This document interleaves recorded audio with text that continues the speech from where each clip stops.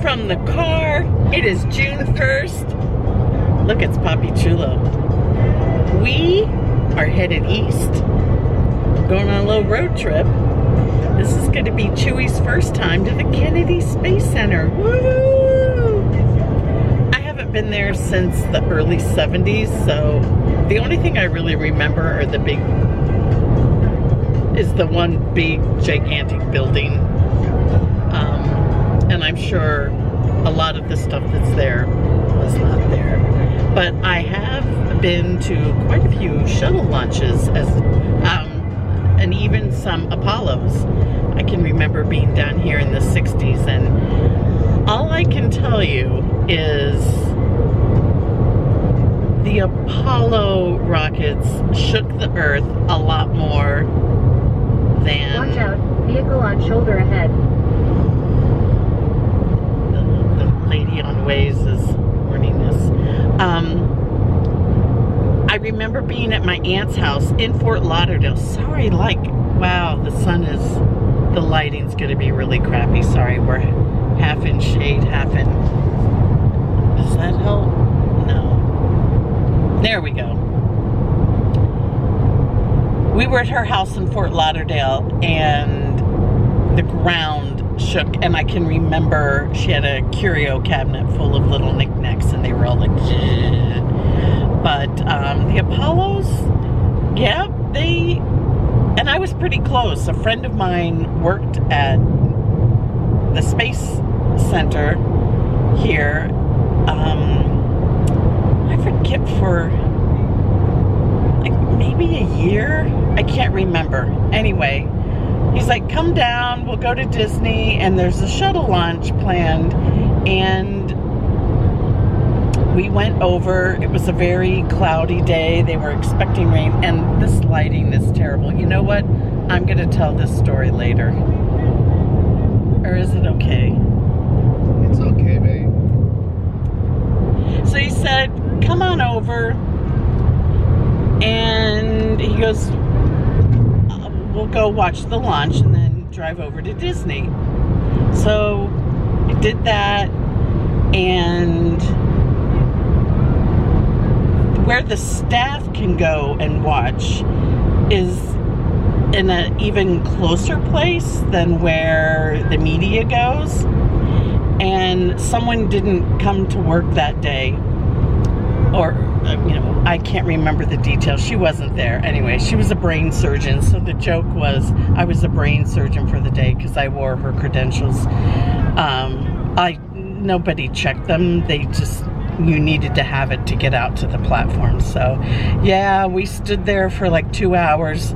They kept, rain, the window, I don't know, and finally it went off. But the cloud coverage was so thick that within 30 seconds we couldn't even see the shuttle anymore. But it was still really cool to be that close.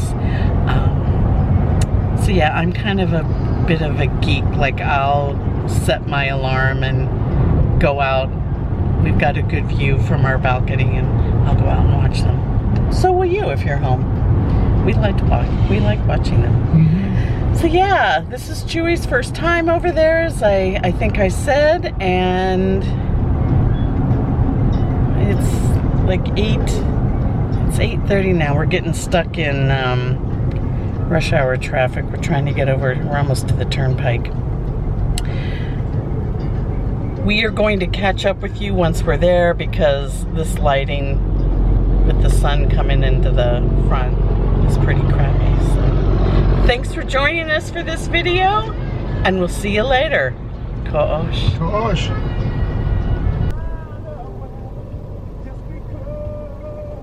We made it. Numerous countdown clocks are, like, there's one over by the press area. There was one where we were, as I mentioned earlier, where staff was watching the launch. So yeah, none of this was here back in the 70s when I was here. Yeah, a friend generously got us free tickets, so I cannot tell you how much it is, but when I did a quick research little bit of research on those interwebs. It was around 80 to 100. Well, some of them, I thought like, oh, it's $157, and then it turns out it included your transportation from Orlando. So I'll have to do some research, and I'll enter what like the general lowest admission is. Yeah, look at all the rockets. Rockets, red glare.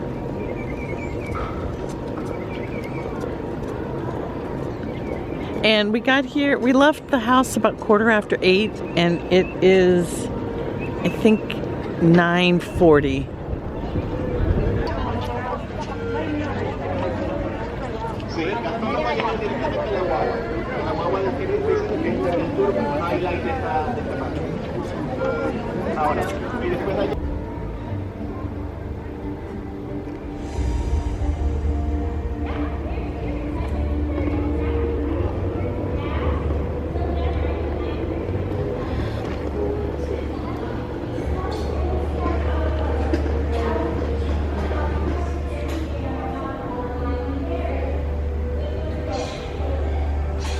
We're on a bus. Off we go. We're going to see some groovy stuff.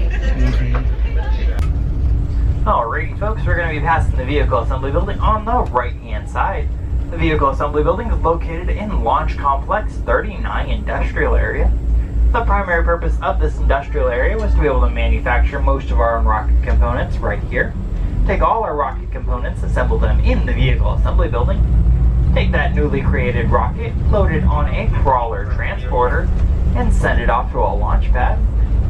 Some other important buildings out here include our orbital processing facilities, launch control center, crawler transport service access yard, and our Kennedy Space Center press site. The flag is 21 stories tall, it does look like we have part and the of blue high bay field number with the 2 stars partially open, is the size so we of can the get a quick basketball glimpse court, inside as we're and driving each by. star is 6 foot wide. After we pass the vehicle assembly building, we'll be passing by 6 our feet crawler wide. transporters.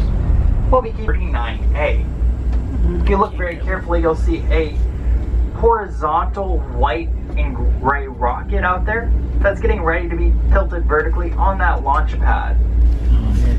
It'll take, once they decide to do it, it'll take about 10 minutes for them to fully erect that rocket on that strong back arm. We are now at the Apollo Saturn V building, and there's going to be some stuff to see. We are in the firing station where you would see all the guys chain smoking. I remember watching on TV. This was for Apollo 8.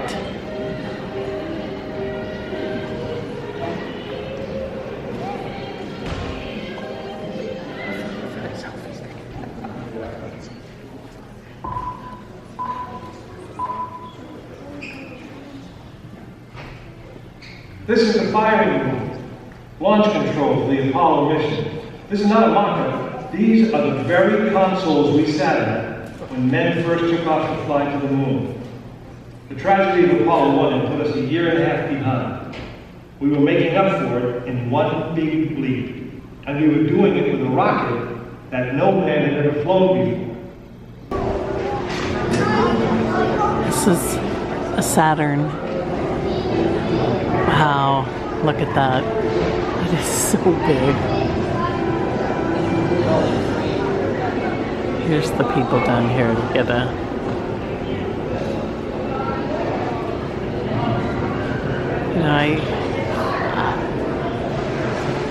yeah, it just blows my mind every single time.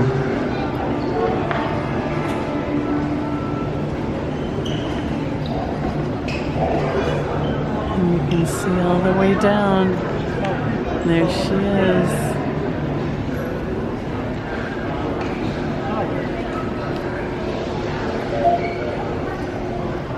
The first section that drops off.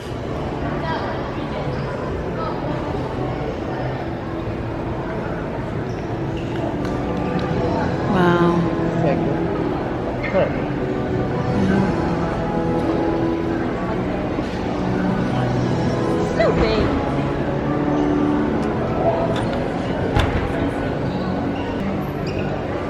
They just get smaller and smaller. Oh crap, I forgot to film our lunch. We had Cuban sandwiches from the Moon Rock Cafe, I think it's called. And we decided to eat out back, facing east. And as I showed you earlier, there is where the launch is going to be tomorrow.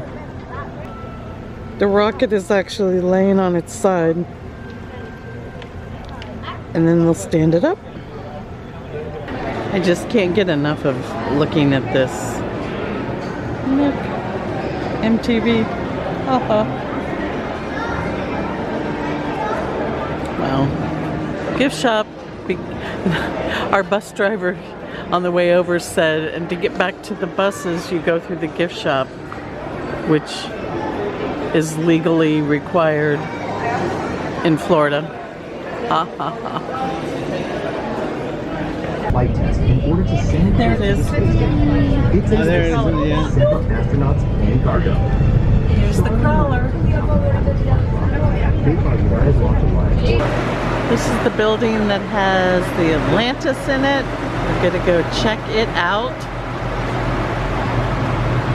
It's, you know, I would say if you are really into this,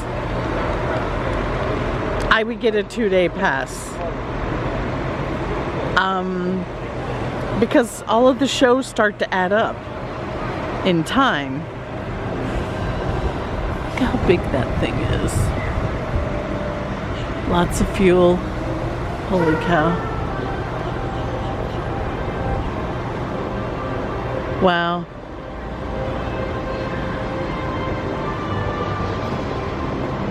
The external tank contained the fuel for launch and emptied completely in 8.5 minutes. The ET is orange because it is the color of the protective foam insulation. The tanks on the first 2 shuttle missions were painted white for added protection, but the practice was discontinued due to weight concerns. Wow. This is pretty. And I see where they picked up the orange from the external tank again. There it is, taken off. It's cool looking. It's very Epcot-y, the music, for all you Disney fans. There she is.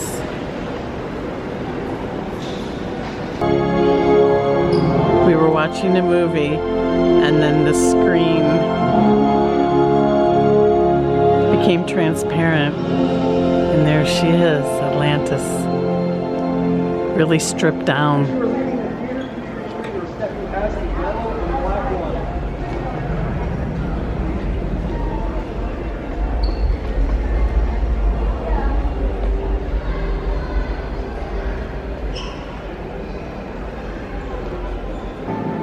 It's kind of sad though that it's all, look at it, chewy.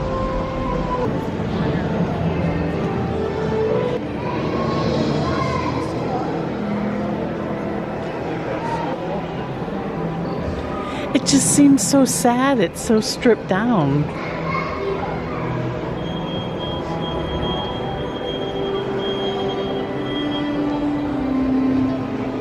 It's awesome.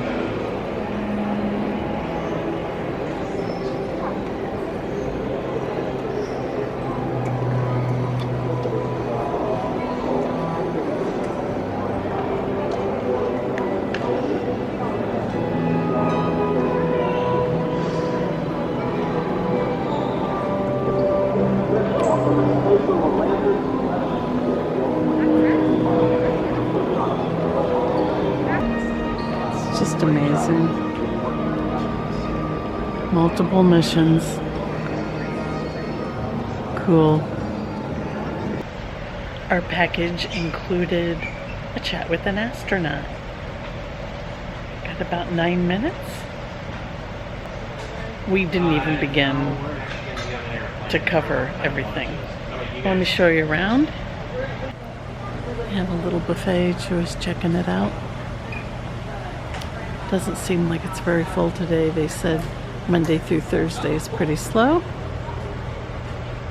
And there's our astronauts going to sit right up there. So we've got a photo and we got I Met an Astronaut.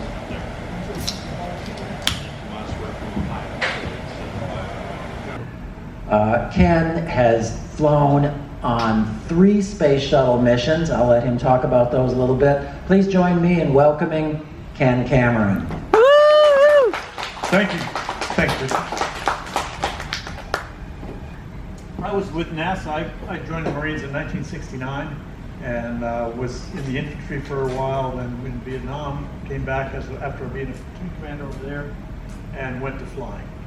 And I had been flying for about 10 years when I realized that between education and flight training, I could potentially get close to a dream that I'd had since I was a young student, which was to do some flying with NASA in whatever they were flying. So after flying and going to get a master's degree in engineering, I wound up going to test pilot school at the Navy School in Maryland, and was test flying F-18s when in 1984 NASA asked me to, they accepted my application. The way it works is you apply to the service that you belong to if you're in the military. If you're a civilian, you just apply to NASA. It's a government job, so there's a lot of paperwork to fill out. And a lot of paperwork. And then so you go down there for an interview, and that's really a giant medical exam, 5 days. So that was a real adventure. And then some weeks later, I got invited. They called me to see whether I was still interested in the job. So we left Patuxent River, Maryland at the Navy Test Center in '84 in July, moved to Houston, and started training. And unfortunately, in January of '86, about 18 months after we got there, we lost the Challenger. So that meant everybody goes back to flying and engineering, in that we divided up the office depending on your skills and background, and started attacking other problems that were important, not necessarily to the fixing of the boosters, but they were important problems that were going to affect performance and safety of the vehicle. So that's everybody pitches in is what the short version of that is. And then I was assigned on my first mission, which was STS-37, and that was on board Atlantis. How many people here have seen Atlantis? Just on the way. Okay, good. The rest of you, get in line over there. You won't be sorry. It's really worth seeing. I flew on Atlantis twice. Once on 37 to deploy the gamma ray observatory, big cosmic ray. Actually, it was gamma ray events, which are more energetic than cosmic rays. And then I flew on Discovery as the commander, and then I was the commander again of Atlantis, this time flying to the Russian space station. So after that, I had, I think, done all I thought I would do in NASA and more, and I had been away from home a lot with just all the travel that comes with training with a space mission, plus the international stuff because we were flying with the Russians. So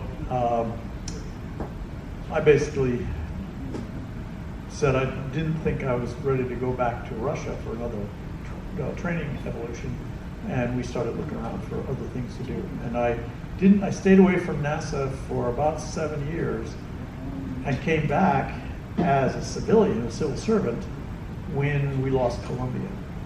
So that was a big shock to everybody, and to me, and they made a lot of the other things I had been doing seem less important. And so I went back to working for NASA in the safety, engineering and safety center, and that is helping make changes to the program and to the vehicle and to the way we operate it to make it safer. So that kind of combination of flying or working on vehicles has been my career for most of the active time. I've worked on design of a lunar lander for Northrop Grumman, and worked on other vehicles for Northrop Grumman. And then I worked as a program manager at Johnson Space Center, my last job as a civilian contractor. So I'm failing in retirement right now, but I still like being part of the space program and sharing information about what we are doing here, hoping to influence people that maybe they can take on where, you know, the next program, because there is another program. There's several, and they are going to be better than the last ones. So that kind of wraps up some of the big messages, but I think really it's time for me to listen and you ask questions.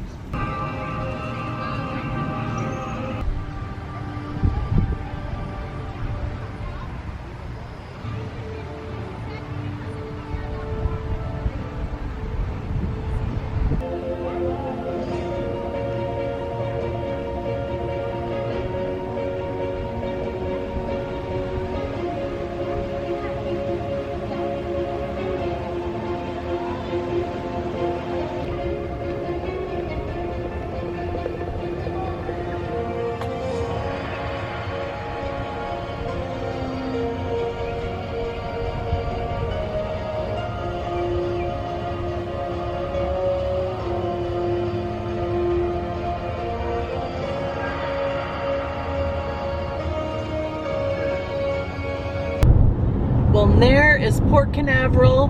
I did not check the schedule, but I don't see any ships. So, but we're heading to Cocoa Beach. Chewy's never seen it. And since we were only 20 minutes away. Why not? Why not? And we thought, hey, if there was a ship leaving, we would watch it sail away, but no, it's 4 o'clock. So, again, I'm not up on cruise schedules, but We're going with the flow. yeah. It's been since 2016 when we went on our... It was right over there. The ship was docked right over there. We took this exit. Okay. Well, here we are at Cocoa Beach. There's some ship out there, and a cargo ship. And as nice as this is, but this is why we don't come here. We drive twice as far to go over to the Gulf, because it's a red flag. I can't get in the water when there's a red flag. Yep. Cocoa Beach. Let's see if we can.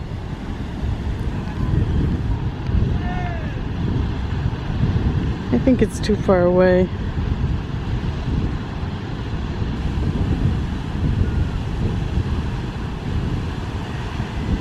I can't tell what it is, can you? It's one of the Norwegian cruise ships. They had that little white, red, and blue. Ah. But you have a good day? Yes, we did. Kennedy's, Yes, I did. Kennedy Space Center was cool. The Saturn V and the Atlantis were the best part of the day. Yeah. And ended up at the beach. We're just staring at it. Like it was a what's his first name? Griswold, where he's like, let's look, I want to see the Grand Canyon, and he, okay. So we're gonna say goodbye here at Cocoa Beach. Thanks for watching this episode, and we'll see you next time. Ko-osh!